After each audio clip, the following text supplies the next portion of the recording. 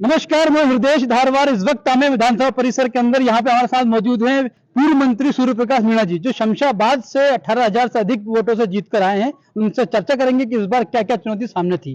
जी स्वागत है आपका। जी भैया, धन्यवाद आपके लिए। एक गैप के बाद फिर से चुनाव लड़ा, इस बार क्या क्या चुनौतियां थी और चुनाव किस रूप में आप देखते हैं? देखिए, चुनौती तो केवल इतनी थी, जो कांग्रेस कैंडिडेट था पिछले 5 साल से वो सक्रिय था क्षेत्र में, और उसका लगभग मुझे लगता है पहले इंडिकेशन मिल गया होगा कि तुम्हें चुनाव लड़ना है, इसलिए वो पूरी ताकत से लगा हुआ था। बाकी तो और चुनौती इसलिए नहीं थी कि हमारी सरकार की विकास की योजनाएं और जन कल्याण की इतनी योजनाएं थी कि उनके प्रचार प्रसार की वजह से हमें कोई विशेष चुनौती क्षेत्र में समझ में आई नहीं। जीत का श्रेय आप किसको देते हैं? मुख्यमंत्री शिवराज सिंह जी चौहान और उनका अथक परिश्रम और उनके द्वारा लाई गई लाडली बहना योजना, जो इस चुनाव में गेम चेंजर साबित हुई। हम ये चाहते हैं जनता को ये बताएं कि आपके राजनीतिक जीवन की शुरुआत किस तरीके से हुई, कैसे कैसे आप आगे बढ़े। देखिए, मैंने संगठन में, भारतीय जनता पार्टी के संगठन में महामंत्री के रूप में 2 बार कार्य किया। इसके बाद माननीय शिवराज जी ये सांसद हुआ करते थे, तो सांसद प्रतिनिधि में रहा हमेशा उनके साथ में।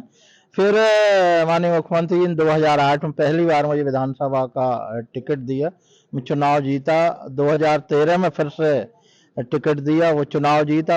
विधायक बनने के बाद फिर भारतीय जनता पार्टी के जिले का अध्यक्ष मुझे विदिशा जिले का बनाया गया, और अध्यक्ष रहते ही फिर जब मंत्रिमंडल का विस्तार हुआ, तब मुझे राज्य मंत्री स्वतंत्र प्रभार के रूप में मंत्रिमंडल में स्थान दिया गया।